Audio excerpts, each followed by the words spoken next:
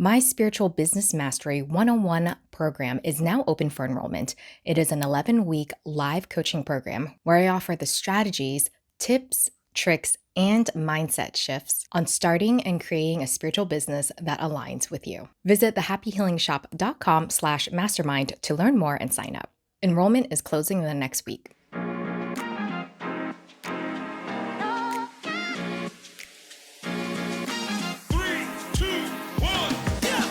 After leaving the corporate 9-to-5 grind, I became the boss of my own spiritual business, helping others explore and navigate the human experience from insight, wisdom, and lessons learned along the way. Today, I help aspiring spiritual entrepreneurs gain the confidence to share their gifts with the world. Welcome to the Happy Healing Shop podcast. I'm your host, Trang Pham Nguyen, and each week we'll dive into incredible stories of strength, resilience, and transformation. So, if you are ready for some serious breakthroughs, laughs and tears, and stories that will inspire you, you are in the right place, my friend. Let's get started. I don't want kids. Did that catch your attention? Today, I dive into the lives and minds of individuals who have chosen a child-free life, myself included. In a world where parenthood is often considered the norm, my guests have made a conscious decision to take a different route. They'll be sharing the deeply personal reasons that led them to this choice. I'll also be exploring the societal pressures and expectations they've encountered, challenging stereotypes about being child-free. Their insights also touch on the impact of this decision on relationships, from dating to family dynamics. While some may view parenthood as a way to leave a lasting legacy, my guests discuss other unique paths to making a meaningful impact on the world. Through mentorship, coaching, or simply being a positive influence, they are crafting legacies in their own way. Please welcome Kathryn and Shaw. Hey, Shaw and Kathryn, welcome back to the show. Hi, thanks for having us. Yes, today is like quite a exciting topic for me, but I feel like it can be very polarizing or controversial topic, especially for people that have never heard of it or don't know people like this. But it's choosing not to have children by choice. So for you guys, when I met you guys, could you guys share maybe the initial reasons why you guys chose to have a child-free life and how long you guys wanted this? I've always had multiple reasons for not wanting to have children. Partly being I have a lot of sensory issues from ADHD and PTSD that like little kids just do not go well with. And also, I've never really had an interest in raising a child in the world the way it is right now, I suppose, with everything that's going on. And also I just want to live life however I want to, be able to do all the things without feeling like I have an obligation to someone else's life above my own, I suppose, if that makes sense. Yeah, I mean, I agree with all of those reasons. For me, it was like kind of like a slow realization. Um, the thought of children like felt like was so far because I couldn't even like stand on my own 2 feet for so long. So even in my 20s and things like that, friends would be like, oh, like talking about kids, things they wanted. And that just felt so far. It didn't even feel like like any near reality, right? But yeah, all the reasons Shaw said, sensory things. Yeah, the world where it's at right now, right? Like I think when we say it takes a village, it's even beyond your own immediate village. It's like the village outside of your immediate family, like your state, your country, things like that, right? And I just feel like those levels of village are not adequate enough to start to bring in new life, right? So that's sort of my lens. And,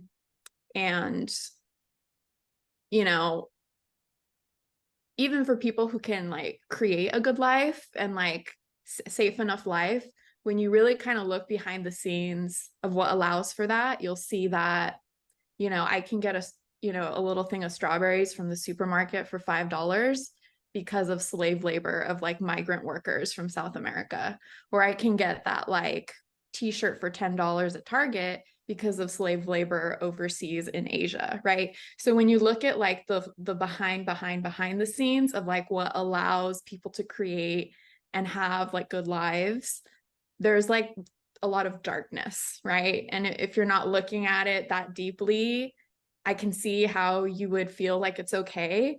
But if you're looking at all those things and you're really paying attention to that, there's just so much injustice rooted even in regular people's middle class lives, you know? So, and stuff they have no like concrete direct control over. So there's superficial reasons, but there's also very deep reasons for like why it just feels like it's just not a fit for me. Yeah, really great points. You guys pretty much said everything that was on my mind. But Kathryn, like what you said, it takes a village. And I think when people say, oh, just have kids, they say it in a way where I feel like it's such a kind of like a mindless task. And it's not. It is like a huge, you're not just trying to keep something alive, but you're, at least you would hope, to try to raise it as a good citizen, you know, with morals and values. And there's so many outside factors that can warp your kid. And even if your kid, you don't, if you have a kid, you don't know if that kid's going to love you in return later down the road. And I think that's what parents, a lot of people expect, where I took care of you and later on down the road, you're going to be giving me love. Or sometimes people have kids because it's to subconsciously fulfill a dream or fulfill like a missing thing in their life. And you can't put all that pressure onto a child, you know? So, and also I think today, especially I have friends now that are parents with toddlers and younger, and the world we created is not made to be friendly to parents in terms of like babysitting or even like trying to take them to work. Like it just doesn't. And so parents have a hard time and they're straining in their relationships. And then that goes on to the kid. So it's just a whole big domino effect too. Can you tell the moment you realized you didn't want it, or was it something slowly over time that you came to that decision of not wanting kids?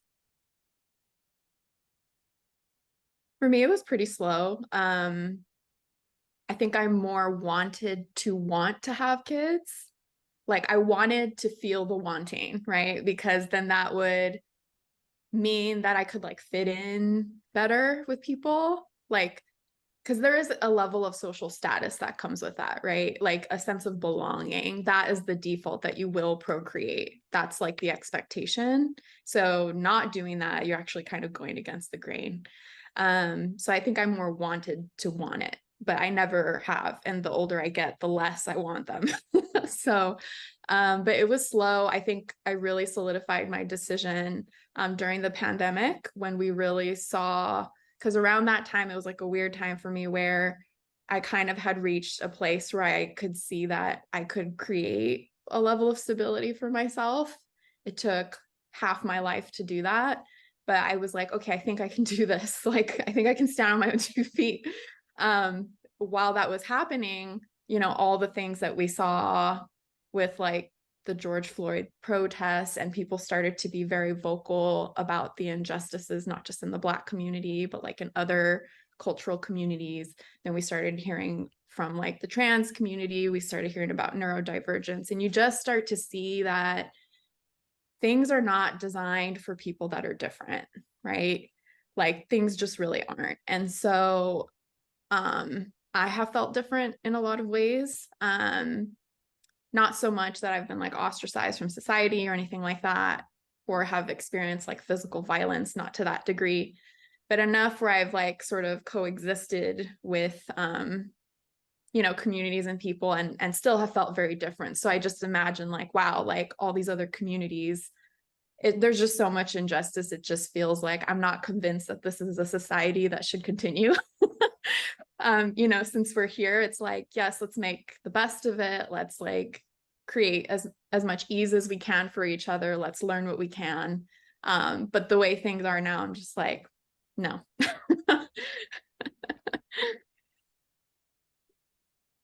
Yeah, I feel that as well. For me, it was kind of weird when I was younger. I don't think I've ever really had a true desire to have kids, but when I was younger, I would always think about if I did have kids, what kind of parent I would be and how I would want to raise them better than a lot of people raise their kids. And I think that was about as far as it has ever gone for me, was this desire to do better than people have in the past and then better than, my own life. But I never actually was like, yes, I want to have kids. And as I got older, it definitely became more and more like, no, I will not have kids. But if it was ever forced upon me, at least I know like these are the things that I would want to do differently. Like this is how I would want to raise kids if, something happened and like a family member, I had to raise their kids or something. But uh when I came out as trans a few years ago, that was like a really hard stop or like a complete wall for me. I was like, I will absolutely never have biological children, like definitely not. I think it would just be horrible for me at this point, having transitioned, and then if that were to happen, it would just not be a good time. So it was definitely like a slow build and then like a very quick ramping up, if that makes sense. Yeah, I feel for me, when I was maybe, I remember thinking when I was 10 to 12 years old, being like, oh, I think yeah, sure, I'll have kids because that's what everyone does. But more in an apathetic way, not in I feel like pressured to do it. And then somewhere, I don't know what happened in college. I think I just started losing patience. And I just remember just thinking, yeah, I don't want kids. Like I just don't want them. It's kind of like, I guess some people, and yes, I guess I'm comparing kids to blue cheese right now, but like, you're like, I don't like blue cheese. I just don't love blue cheese. And I remember in my early 20s, just absolutely not wanting them, being like, no, I don't want them. And I know my family, everyone was like, you're going to change your mind. You're still young. And I do believe, I do have some other friends that don't want kids. They just couldn't make it today. And they felt the same way. They said, I never felt that maternal instinct come in. I'm 34 now. I still don't feel it. Of course, I care for people, my friends and everything like that, but not enough to the point where you want to birth your own children. So for me, it just never had that strong feeling. And it's one of those decisions in life that I don't feel swayed by people. It's one of those things where I've never felt as much as, the comments I get from family, friends, or the public saying, questioning my choices. I never thought to myself, they make a good point. I think I should change my mind. I know some people deal with that, but for me, it was just a certainty that I just felt in me. And also, you know, kids are expensive. So that's also another thing Yeah. too. Very expensive. Um, so I went to read a few Instagram replies that I got from a quick survey I wrote on whether people want kids or not, or if they already had kids. And here are some that people where they're not sure they don't want kids.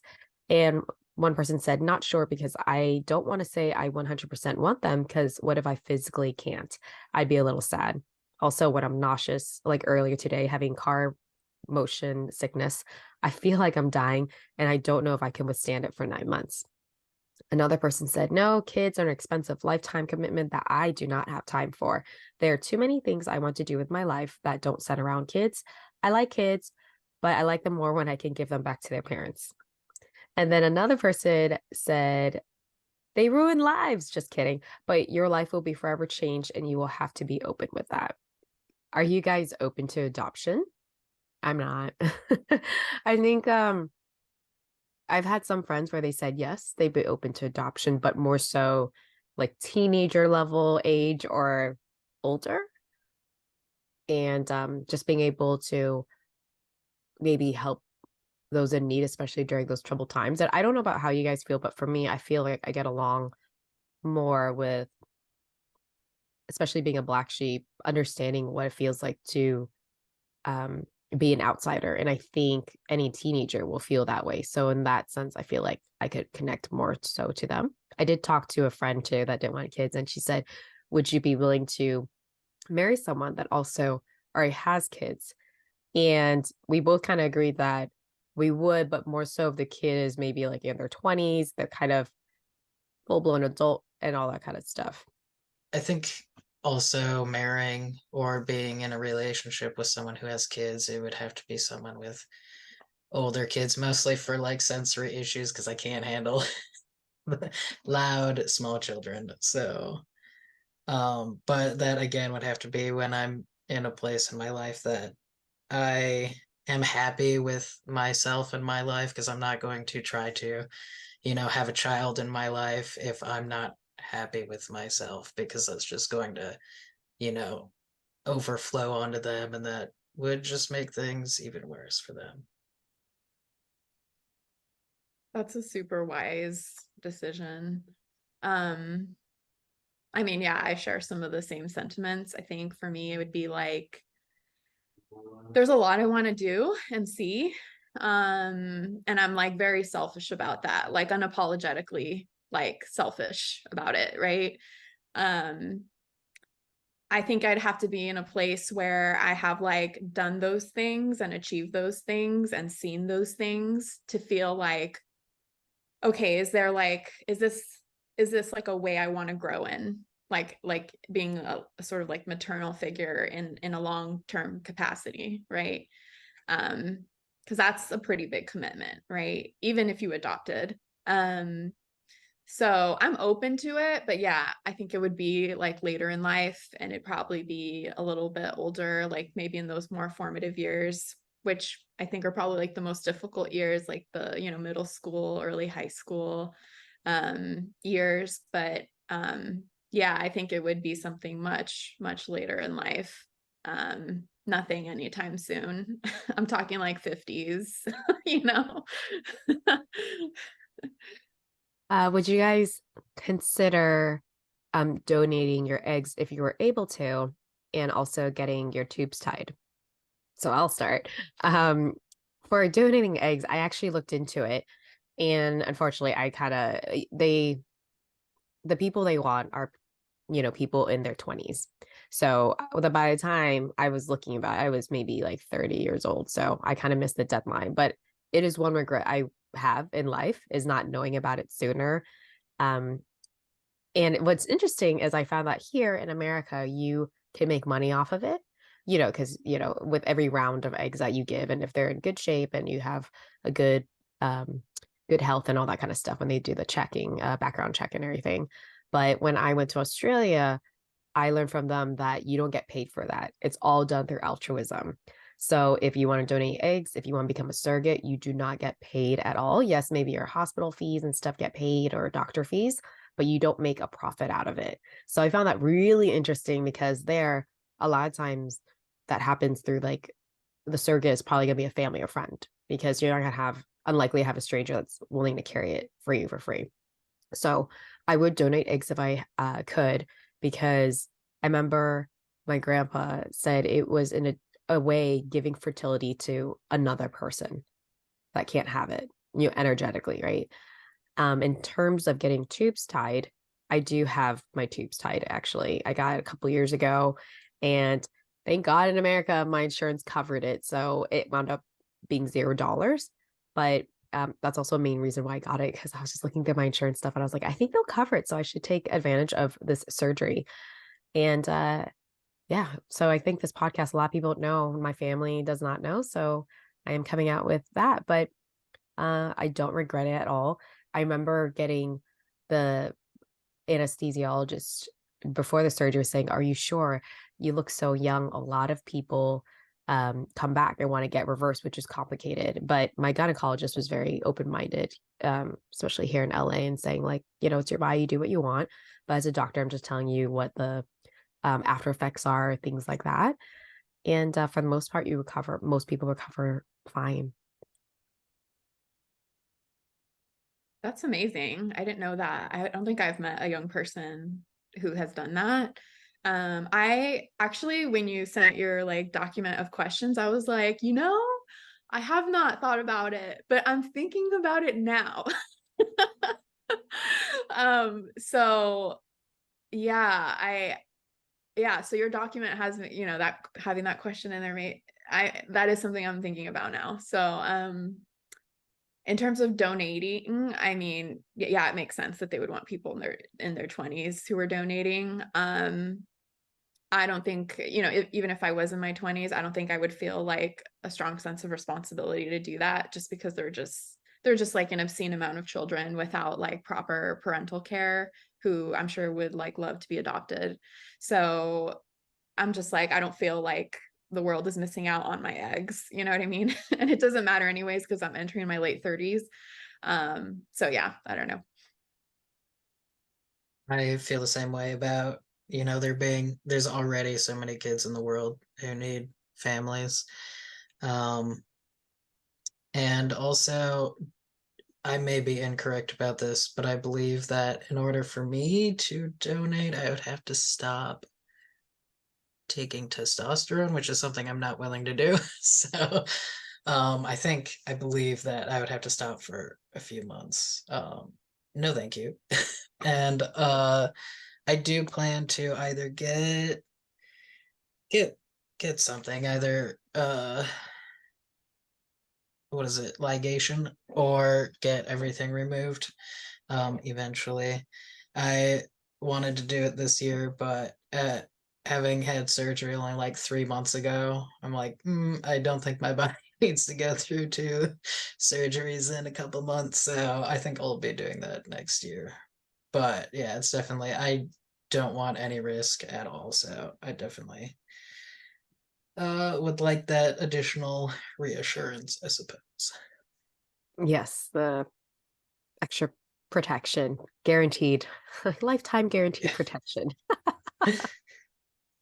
Okay, this next question, I really want to explore it because I think this is the part where people don't understand from our perspective and what we have to deal with in a way, or what the feeling of the pressures that come with our decision, right?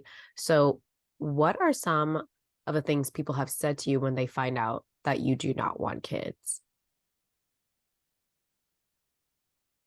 For me, I would say most of the time, the response has been like, yeah, don't. Oh, wow. Yeah, like, and that's why I'll say is like people are being a little more honest about the realities of parenthood. And I'm like, I feel really grateful for that. Like, not just for me, but like for people, like in general, to have like honesty out there. Um, I work in media, and so I I see like how contrived like movie and advertising like narratives are around like children and family. It's always like you always see the good stuff. You always see the bright sides, like the benefits of it. You're just like never exposed to the full spectrum of what it is to be a parent.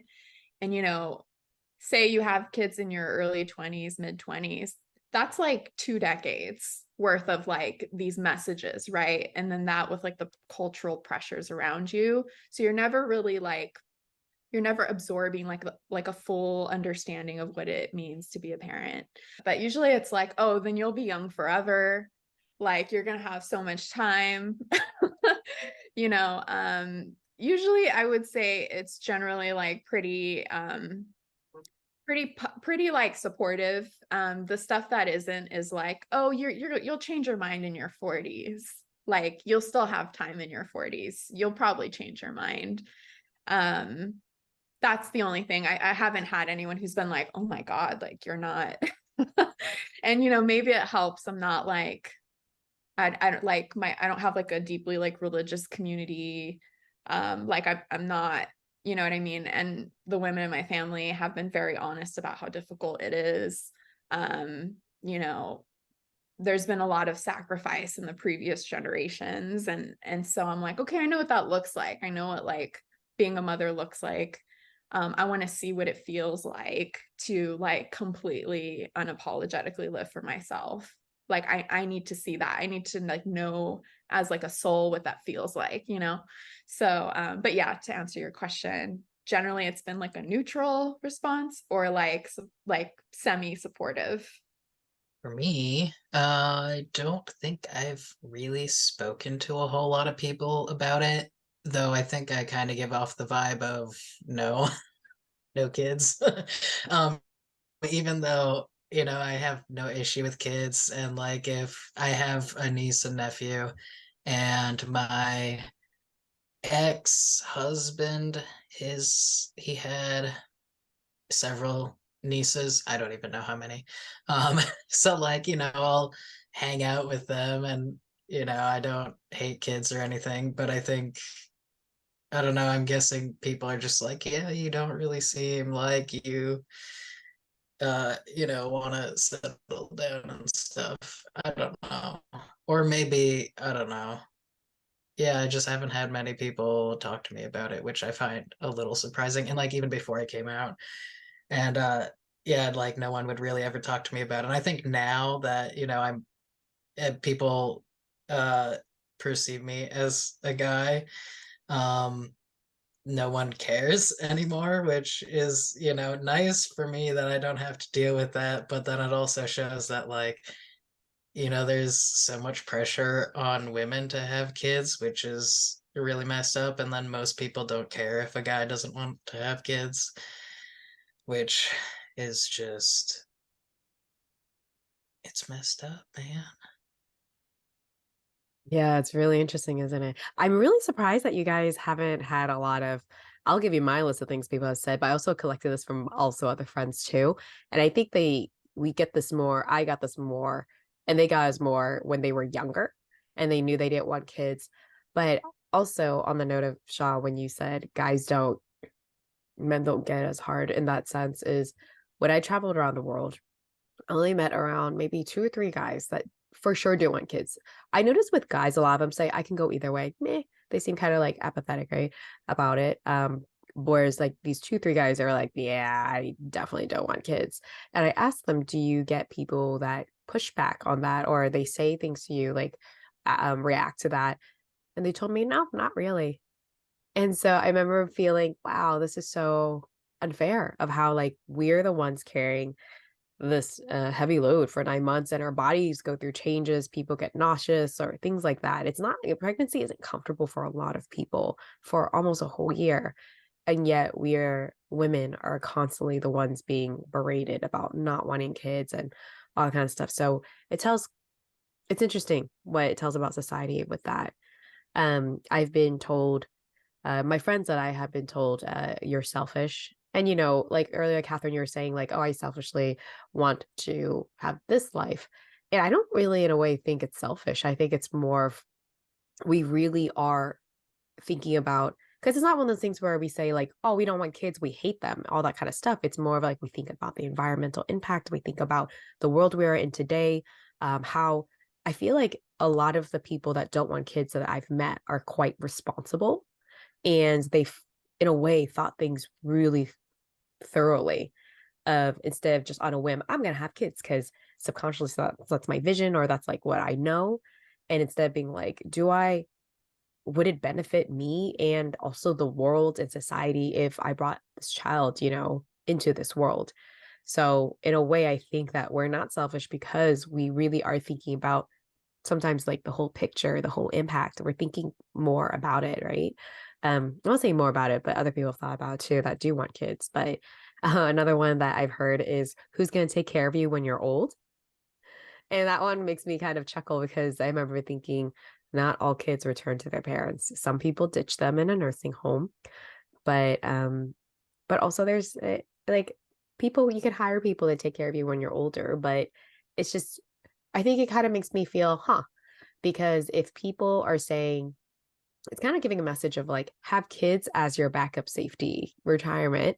And is that something, you can't guarantee that with children, your own kids? And also, is that okay? And just, I was like morally correct, but to have kids for that reason, right? There's so much more responsibility than just that for when it comes to having kids. What's wrong with you? number one. I remember my dad saying, "Oh, but it's your purpose to have, you're a woman to have kids, to, be able to birth kids." And I was like, he said it in a very um nonchalant tone, just kind of like, "Oh no, but you're supposed to, like that's what you have as because you're a woman." And granted, I am Vietnamese and my family's Catholic, so there's a lot of traditional mindset. And I'm like, okay, but I think he's given up on me at this point. And then this other one is, oh, but this one makes me shake my head too. But you won't pass on your legacy, your family line or your bloodline. Yeah, like that whole carry on the legacy and all that stuff. Like to me, that's just like narcissism, like flat out. You know what I mean? Like and kind of being a very spiritual person, like I know to a degree there's like a randomness to why I was like in this body with that came from like a certain family lineage. Like that to me is like there's an identity that goes beyond what my last name is, who my family is. So like the whole legacy thing I think is just like this feeling of wanting to live forever. Like I think it's almost like, and like material beings can't do that, you know. And they shouldn't. Like there's like this cycle to life, things end, they should end. That's how evolution sort of happens, right? Certain things end and other things arise and are birthed. So there's that. Like I just am like that whole like legacy, like it also just sort of doesn't allow like the upcoming generations to like fully own their experiences or their lives or things like that. And I think that we do a disservice to the upcoming generations if we're sort of carrying on this like previous thing or this previous intention, right? It doesn't allow for much change to happen. So no, but I agree with like the thing about like, who's going to take care of you when you're older. Do the work for yourself now so that when you're older you don't have to be taken care of. Like take care of your health, like mentally, spiritually, physically, like don't like default on those things now, because with everything that we know now, what you're doing in your 20s, 30s, 40s, 50s is going to directly impact your 60s, 70s, 80s, 90s, right? So it's like I don't know. And it sort of robs your children or younger generations the experience of like freedom, right? Like you're robbing them. And it's so hard to just like have a life, to have a roof over your head. So people are grinding just to meet the bare minimum, and you're expecting them to also take care of you. Where do they exist? Like, where do they get to thrive? Right.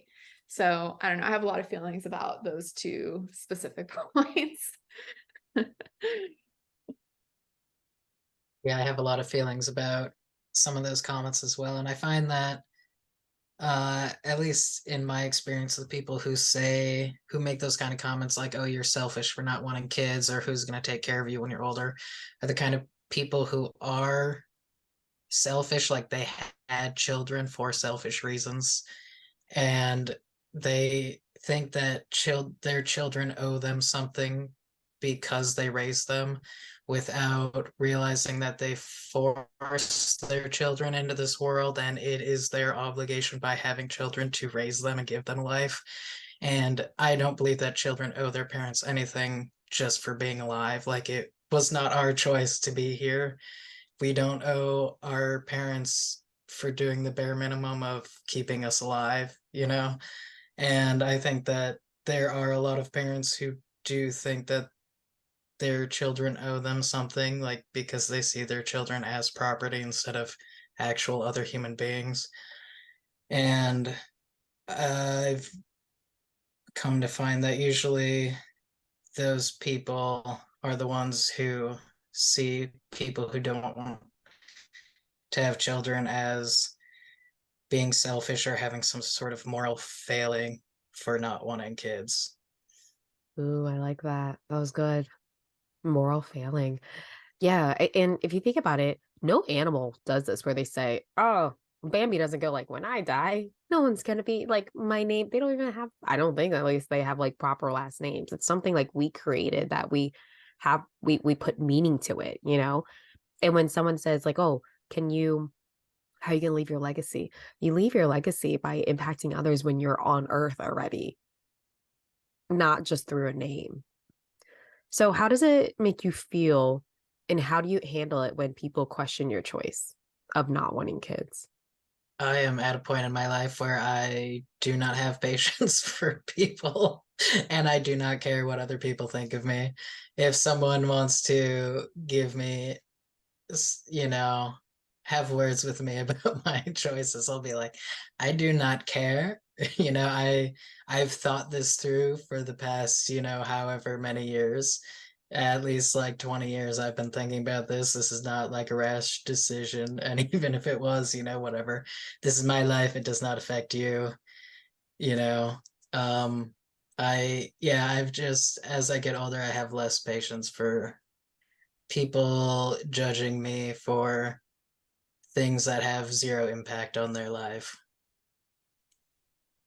Yeah, and I haven't had like a lot of people, I haven't had much resistance, but the people who are like, oh, in your 40s, I'm like, well, probably not. They're like, but you might, and I'm like, most likely not, with those people, I'll just like kind of like disengage or just like kind of change the topic or not really, entertain that. But I find that anyone who has like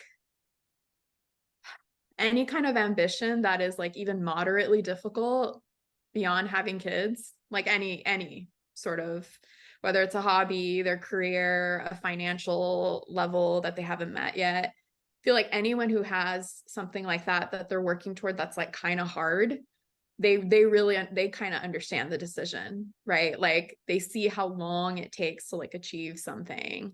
And so when I explain my reasons, it's sort of like they're like, yeah, I understand. So like I have a very sound argument that just nobody can really like fight. So Yeah, I think like people don't realize when you are child free, the main resource we have is time. So much more time, so much more flexibility and freedom with our schedule. I have friends that, it's just like it's nonstop. Like a child is an ongoing project. You work, you're exhausted all day from work. You go straight to picking them up from babysitter or daycare, go home, feed them, bathe them, get them to do homework, and you barely have time for yourself. That it's like you're operating almost like a zombie at this point, and I wonder how many people out there question and say, how much longer do I have to do this? Or like, oh, it's just the first couple of years, but it's like those years feel like forever when you're constantly exhausted, and then you just don't have time to do the stuff that you like anymore, the hobbies that you love sometimes too, right? I think for me, um, I do get frustrated sometimes on when people say those things, more so because not that I care in terms of they putting on me, but I get frustrated because in my head, I'm always thinking men don't get this as much as we do. And that's what frustrates me, seeing the inequality. And so, for example, I had a cousin that told me, like, I sound like a broken record when I say I don't want kids. But I know people, and he would not say that to people who repeatedly say, like, oh, yeah, I want a family. Oh, I want kids. They don't get told that. They don't say, like, can you stop talking about that? Because you sound like a broken record. Because I think that's the majority of people. They want family and kids. But I get frustrated knowing that there's such like a different treatment with men. Like, and Shaw, you were the perfect example right there where you said when you transitioned to male, you didn't get that as much. Um, and I think another thing that was interesting is I was Googling online, and, there's a sense that a lot of people I think that people that, oh, parents enjoy having kids and love them, or, they go through their phase and it's difficult, but it's okay. They're fulfilling in the long run. But there's a Whisper app, which is an app, and it's where people can anonymously confess. And there are people on that confess that they regret having kids. I even have a friend that I know that said, I love my kid, but if I can turn back time, I would not have kids. And obviously, you can't say this out to public because it would be seen as taboo. So when people think, oh, everyone in the long run wants to have kids, no, they don't. Sometimes there's oopsie babies, mistakes, and they end up keeping the baby, but their life is completely flipped upside down because of that. So, um, and again, and it's just like going back on how society treats women and like our bodies and things like that. And again, with how hard pregnancy is. And feel like when people say just have kids, like it's they're fulfilling everything. It's just so lightly taken. And that's kind of frustrating knowing that there's gonna be more people that there's a lot of people out there that don't see it as a huge responsibility as some of us do, right? Yeah, I So wish. yeah. Oh, sorry. No, go ahead. I was done. Oh, I was just gonna say, I wish that more people did see, how much of a responsibility it is, and did actually get to hear from people who've had kids who say that they regret it, or that, if they could go back in time, they wouldn't have kids as much as they love their kids now, because I think it really, our society kind of romanticizes having children in a way that, especially for young girls and young women, it kind of plants the seed of like, oh, I need to have kids. It's going to be, this great thing. And for some people it is. And then there are other people who have kids and then they realize that this is not something that they want. Or, for some people it really does feel like it has ruined their life. And that is, it's very sad for both, the parent or parents and the children. And I think it's something that I wish our society put a lot more uh, emphasis on the realities of having kids and actually educating people, and less on this very strange sort of lens of like, the perfect nuclear family, which our, our country has really gone, which, the way our society and economy is set up, it's very difficult for a lot of nuclear families to thrive, because children are so expensive on top of everything else that's incredibly expensive. And yeah, I think it's just there's a lot that people don't see when they're younger that goes into raising a family, that if they did see that, they might change their minds, or at least take time to research it and look into maybe other options before, once you have a kid, that's, you can't undo that. Yeah, I liked what Kathryn said earlier on that as well, is she works in media, right? So there's a lot of, you know, growing up, we had a lot of Hallmark movies, a lot of like all those feel good movies, and look, we're happy and cheery as a family for holidays and stuff like that. But after getting to know people over time, you realize that's not the reality of people. This is not an accurate representation, And so I know some people growing up feeling like, why don't I have that family? I wish I could have like that. Well, back then movies weren't diverse, but just like that all white family that's just like American family that's warm and things like that. But I think slowly nowadays, like even with Modern Family, you see blended families now, which is a very common thing, starting to become a common thing, and seeing like the antics that they go through.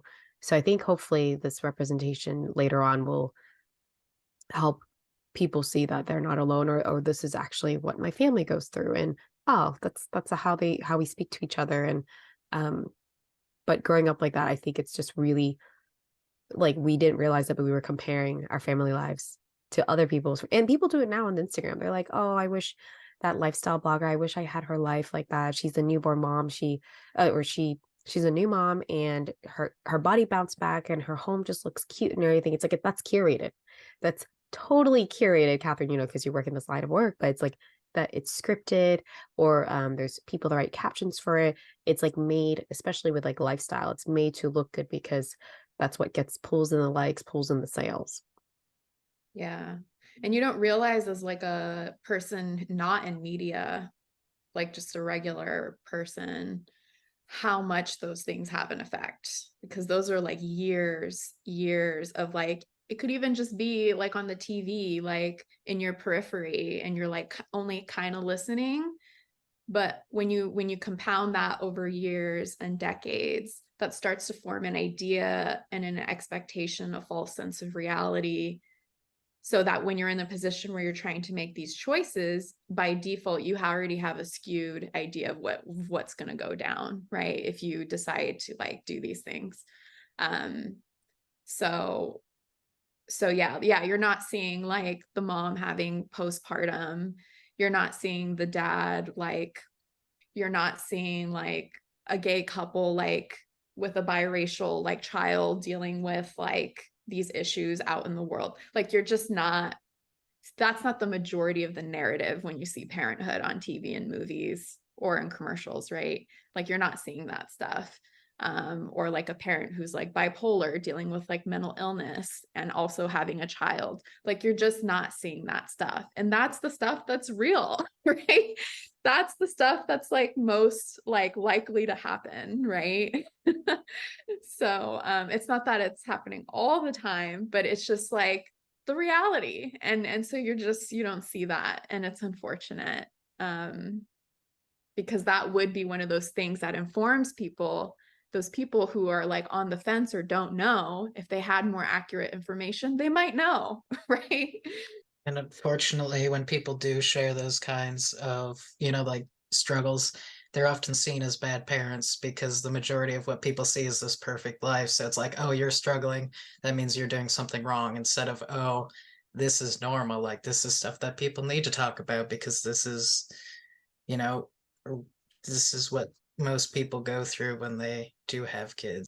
Yeah, on Instagram, that or any social media platform, you see such polarizing comments.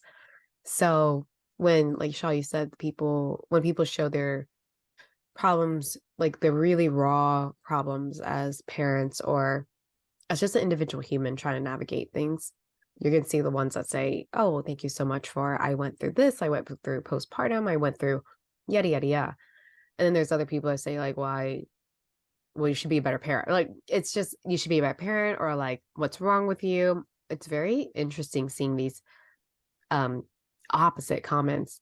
Another thing I see that's shows the bias in society too is there's sometimes clips where people say, I'm 35, parent of 2 kids, trying to struggle, make my life where I like still searching for life, blah, blah, blah. And, those comments tend to be a bit more, I'd say like lukewarm, normal, not, yeah. But then another person will use the same trend with the same trendy music, and they'll say, like, I'm 35. I don't want kids, or I still don't have kids, traveling around the world, etc. And I noticed they get a lot more hate comments about like, oh, are you selfish? Or like, are you trying to show off to us? Or are you trying to say that you're better than us because you don't have kids? It's like people, the way they read it, and it's not worded in a way where it's this versus that. It's just how people decide to talk in the comments. And it's very interesting because you get a lot more negative and hate comments in the posts that say like, I'm child free, and I'm traveling around the world and living my life, but people seem to be offended by that somehow and misinterpret it. But how has having a child-free lifestyle helped you guys? What has it allowed you guys to pursue in terms of your career or your personal life? I will say I am glad in terms of, let's say, like love and relationships. I don't have that pressure to have a relationship by a certain time because my biological clock, how there's like that planning of, oh, I need to have be in a relationship maybe by at least by 28, and then maybe get proposed to by 30, and then get married by 31, and then have kids at 32 before my biological time clock is already like starting to click, right? And instead it's just, we have that extra time and no pressure to work on ourselves and heal for as long as we need, self-care time. And because of that, I feel like when we are working so much on ourselves, which I feel like most humans need, we can show up in relationships in a healthy manner and And let's say, I know we don't want kids, but even if we had kids, we would at least know that we did a lot of the healing work before, to make sure that we didn't bring it on to our own kids. Yeah, I agree with that. And I was going to say that not having kids has given me time to heal from some of the things that happened in my childhood that I didn't have the tools to deal with when I was younger. And if I did have kids when I was younger, um, I who knows how well that would have gone because I had a lot of trauma that I had to work through. And if I had kids, I would not have been able to do that because I would have had to focus on them first. And so not having kids has given me time to, you know, deal with all of that and work on myself and try to be a better person. And now I can go out and, try to impact the world in ways that feel better for me than instead of having kids. I want to be able to impact my community and other communities and try to improve the world. And I don't think that if I had kids, I would have the time or ambition or energy to be able to do any of those things. Yeah, 100%. Like just like a general level of stamina, you know what I mean? Like to like exist, right? For me, it's allowed me to reach a level of stability that there's just no way would have been possible, like emotional stability, financial stability, spiritual stability, like on all fronts. Like if I had had children in my 20s, I would be a wreck right now. I'd probably be going through a divorce, like, or be in a marriage that, because the shift from 20s to 30s was so drastic, I just don't imagine how any long-term partnership I would have committed to in my 20s would have made it through my 30s. So just like a general level of freedom that for me feels like godly, you know what I mean? Like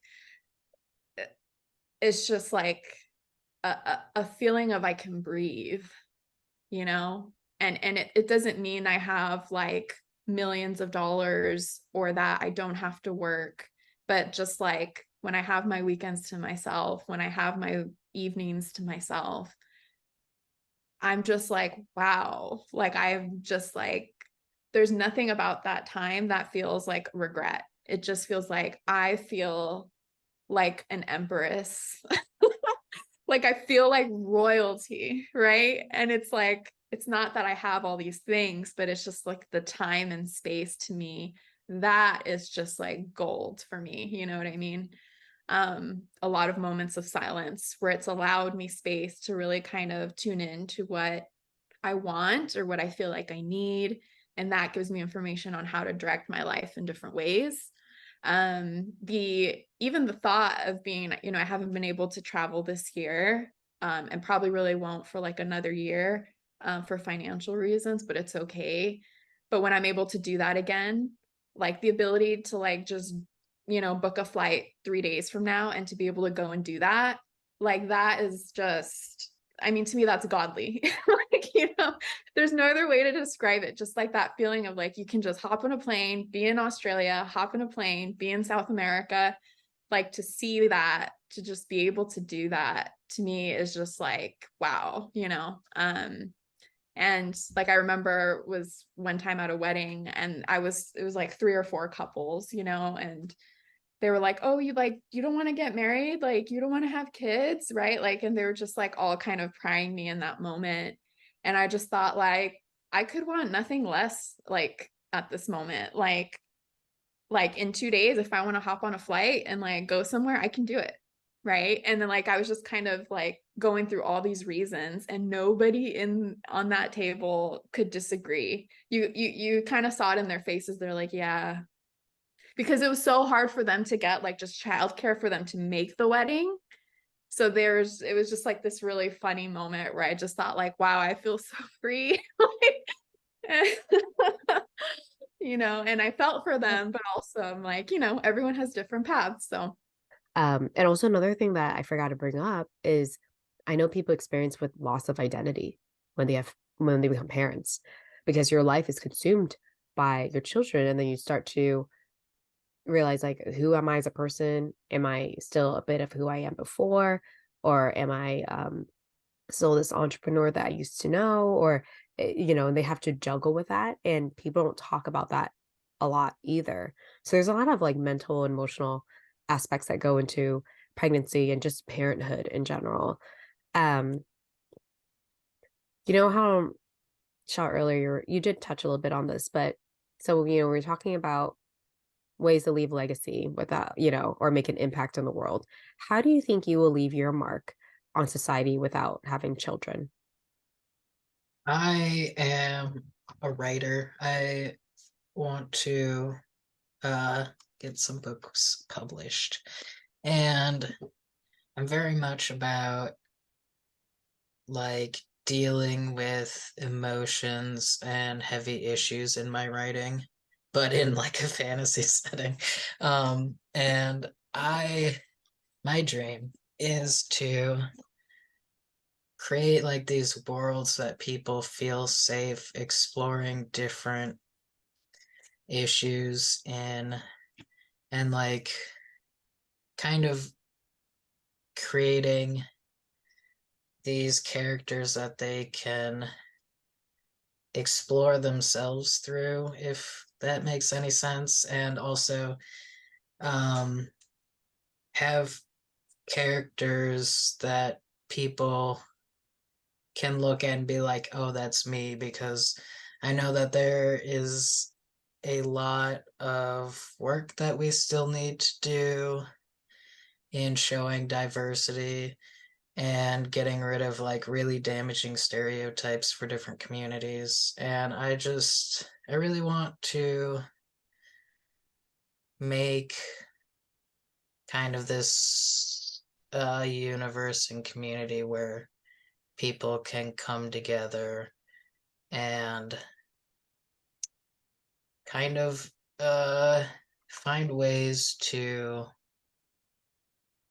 create a better world through seeing, you know, people like them and people struggling with things, and being able to see that that is normal, and that uh, kind of the lives that were often shown are glamorized in really harmful ways. yeah, I feel like I guess my idea of legacy is that it doesn't even, we think of it as like this big, grand, like multi-generational, transcendent thing that will live forever. Um, I I think everyone has a legacy, but I think the degree of that like varies. And I don't think that varying means that like certain people's lives aren't like as worthy to be lived, or things of that nature. I also kind of wonder like this pressure of like leaving a legacy, if it's partly, if not fully, rooted in like a capitalistic agenda to get people to sort of commit to a job for life and to commit to a company for life. I think there's definitely something rooted in that space that is, I just imagine a time with like early man that people weren't really necessarily thinking about how long their impact would be. Like just surviving was enough, right? Just like having, a cave and having like food to eat, and like some sense of tribal community was enough, right? Like this thought that like, oh, how do I ensure that like 12 generations down the line that my impact is still going? I think, purpose can be rooted in literally just existing, right? You don't have to like fully have a strong intention to have an impact. I think just existing is enough, right? In ways that, you know, we try not to be harmful to each other, and we try to like ease pain and things like that. Just trying to be like a good person, whether or not there is an afterlife. I don't think there has to be to have like that sort of intention. But I think my legacy will be in sort of insight. Like, I think I'm very good with seeing the root causes of things, really understanding what motivates people or what's at the root of a situation. And I know in my friend group, you know, sometimes I'll say things that to me seem very common sense, but for them, hearing that feels very profound.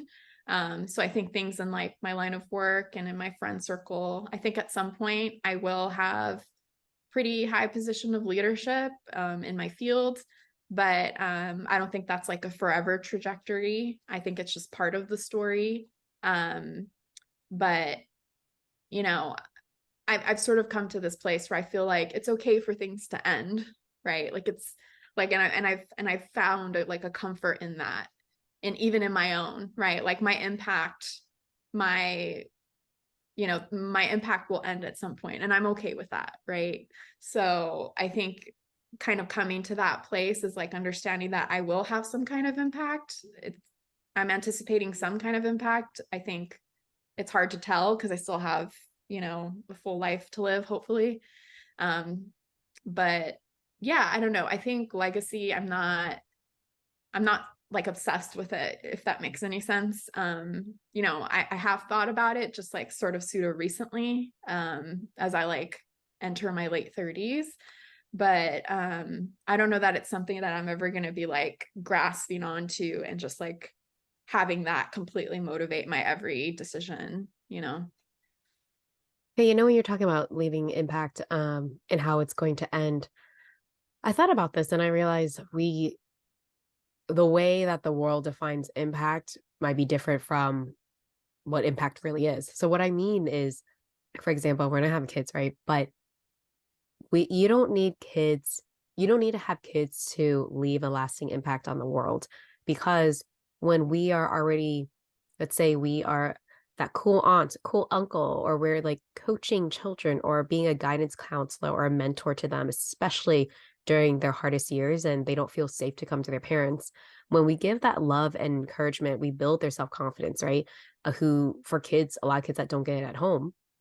And when we show them that love that they don't get, it's going to build their self-esteem and their self-love. And also this is how we leave our impact. They will pass it on to the next people in their own group, and then the next people and the next people. So in a way, I feel that we are leaving our impact, but in that very quiet way that people don't notice, not like with the big plaque on your wall type of impact or a statue made in your honor, but more so of our love and how we treat others that passes on to generations and generations and different bloodlines, family lines, friendship lines.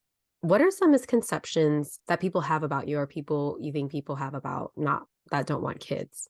I think a lot of people think that we're heartless, but we're not. I think we're actually some of the people I've met that don't want kids are some of the warmest people I've ever met, that care a lot about the world, about society. They just think things a little bit differently.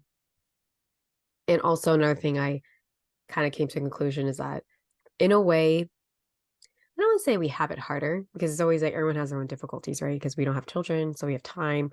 But I think that we are going to always have to advocate for ourselves for the rest of our lives.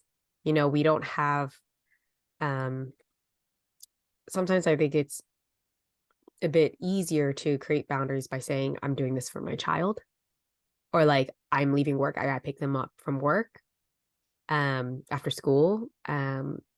But, you know, for us, we don't have a kid to be like, I'm doing this for my child, you know, or I'm leaving this relationship because of my child. It's more like, I have to do it for myself.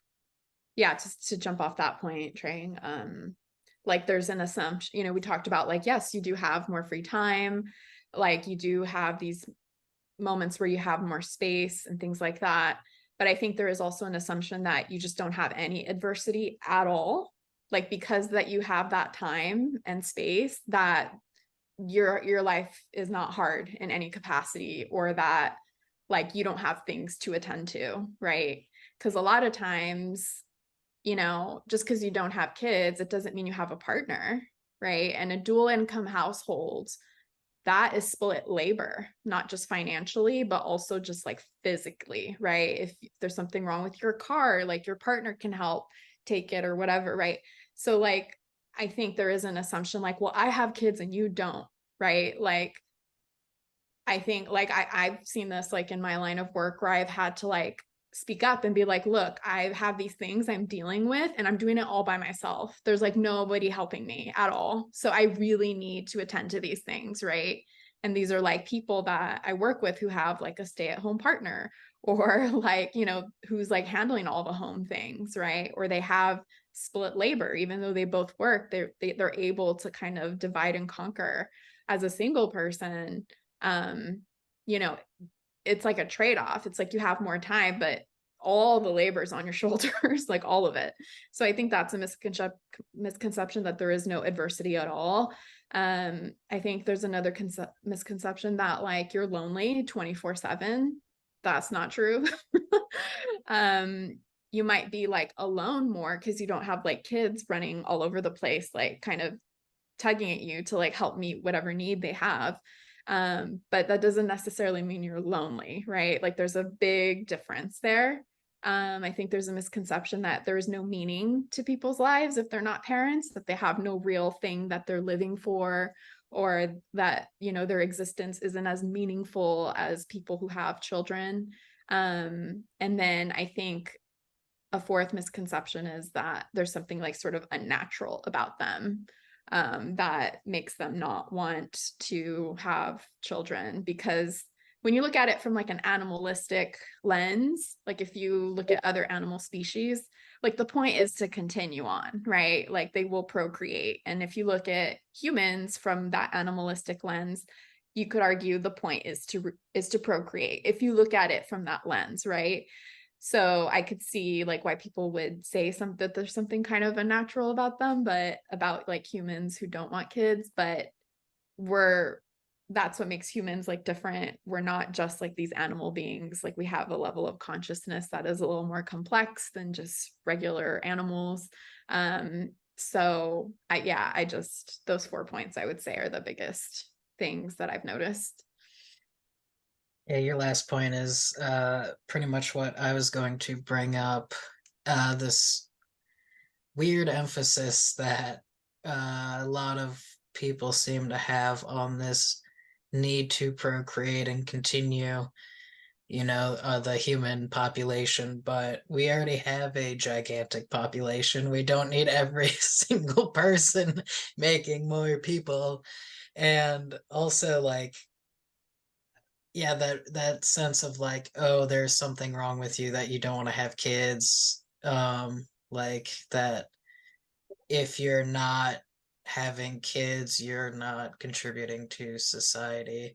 And also, what you said, Kathryn, about like there being something unnatural about it, and like this sort of animalistic need to procreate. I've also seen that a lot as a gay man.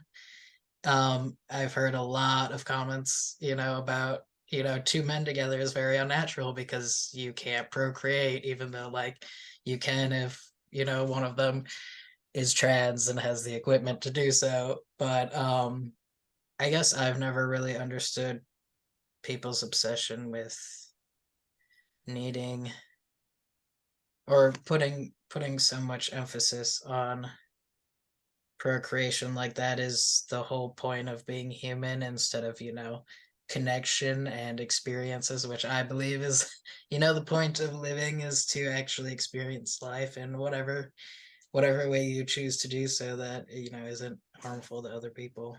And there will always be people who want to have kids, so I don't think we're really in danger of running out.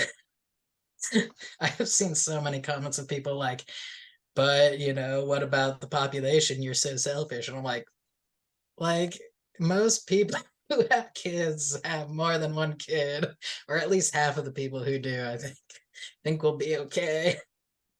Yeah, I There are think And like, even if, too many people. There are literally too many. Like, yeah, yes. I think Mother Earth is probably like, no, you guys are good. You guys can stop. Animals, they're fine, but you Yep. guys are not doing it at the pace that I can handle right now.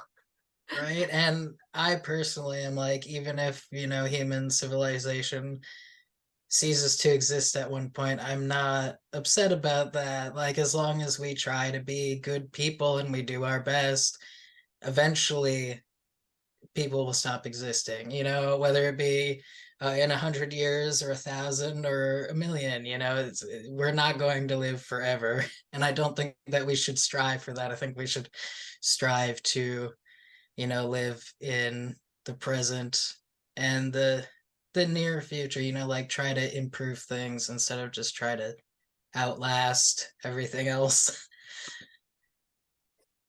such valid points. And I just want to say one last thing about like the whole point of like things being unnatural or natural.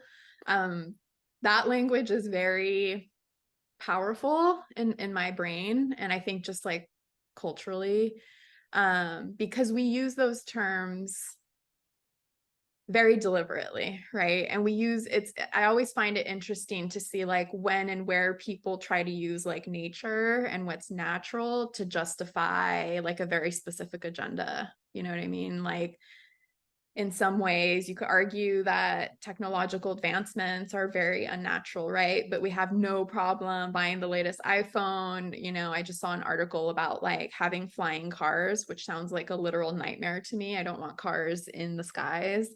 So it's just interesting to me that when we talk about social things, or identity things or like spiritual things, like the way some people and some groups will use the phrases of things being natural versus unnatural to like justify discrimination or to justify their religious stance. And so I think we need to look at that and we need to pay attention when and where people decide to use those words, because it's being used as like grounds for a lot of harm. So I just wanted to call that out when we're talking about language. And then also earlier when we were talking, you were talking about, the language around having kids, right? We talk about how like the question is, do you want to have kids? Do you want to have kids? And I always think like the language should be, do you want to raise kids? Right? Because I think that language is a little more reflective of what it means to have children. To just have them, anyone can do that in any economic bracket, right? You could be completely poor and have a child. You could be a millionaire and have a child, right? I mean, assuming that, you have the ability to. But I think if we were to switch the language around raising children as opposed to having them, I think people would maybe take a second beat, and think, what does that mean to raise, right? Yeah, So that's an excellent point. Yeah, so I was gonna say, I was about to echo that and be like that. That's a really great point. For anyone listening in, what advice would you give to them if they're still on the fence if they want a child-free life or they're unsure? I would say start with focusing on yourself, improving yourself, working through any sort of trauma that you've experienced in your life and get to a point where you are happy with yourself and your life. Because if you're not, that is going to, you know, uh, influence your children if you end up having any. And it'll just and exponentially increase over the years if there's a sort of a fault in the foundation of your relationship with your child.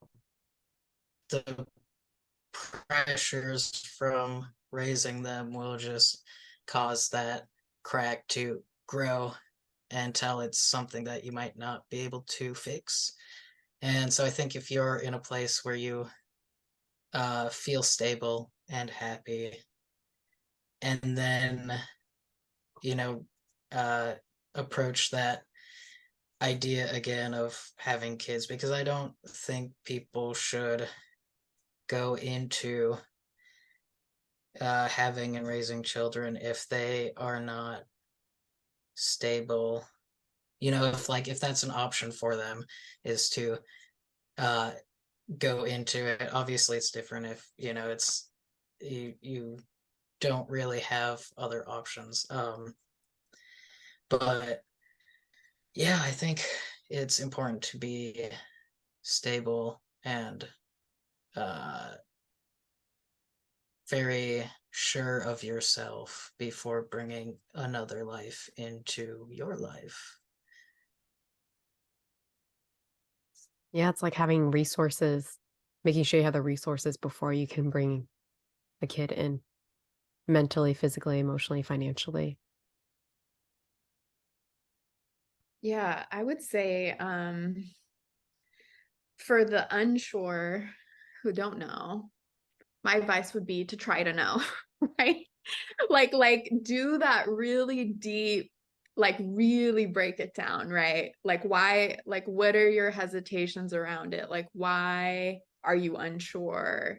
Is it because you don't have enough information? Have you not had any kind of caretaking experiences? Are you not sure about the finances? Are you not sure about like, the logistics of how you would do it with the current job that you have? Like, what is it about does the unsureness lie? And try to answer that, right? Because having and raising a child is a very sure experience. That is not an unsure experience.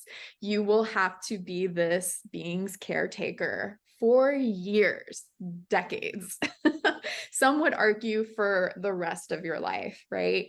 So that is not an unsure, on the fence sort of experience. So I would say for the unsure, try to get sure, right? Like try to get as much information and decode what you're feeling and what you need, what you want, so that when if you do decide to move forward with that decision, you can say, well, I've made this commitment, right? I like really thought about this, right? And so all the adversity feels worth it, right? Because you really thought about it, you gave it the time and care and consideration, right? For those who are sure that they don't want children, or for those who are sure that they don't want kids, I would say, like, and even for the ones actually for who do want children, I would say it's the same advice. It's like, stay rooted in your own lens, because even I feel like being a parent, which I'm not a parent, haven't been a parent, I've had caretaking responsibilities in the past, but even just being a parent, those experiences can be very diverse, right? Like if you have like a fully able child versus one that has, special needs or something like those are very different experiences, right? So, this idea of like perfect parenting and whatnot, I feel like it just doesn't exist. I mean, there's like some fundamentals and basics, but I think people's experiences can vary really widely. So yeah, that's all I would say. My biggest advice is for the unsure, I would say. Yeah. Thank you for coming on, because I feel like this is a perspective that needs to be shared a lot more, because people don't understand, and just how society and stuff, there's a lot of shame and stigma and put on, especially women, more so than men, about not wanting kids. So thank you so much for coming on and sharing your perspective. And I hope listeners, people listening in, can understand and have a better sense of where we come from. And that's a wrap for today's episode, my friend. If you want to continue these conversations, head on over to our free online community. Click down on the link below. And remember, the fun does not stop here. It continues over at thehappyhealingshop.com. And if you enjoyed this episode, hit that like and subscribe button so you don't miss out on any episodes coming up, and it will reach more of our vibrant community. Until we meet again, my friend, always remember to shine your light brightly and to share your story, because you never know who it can help or inspire to create a change in their own world. Thanks so much for being here, and I'll see you next time.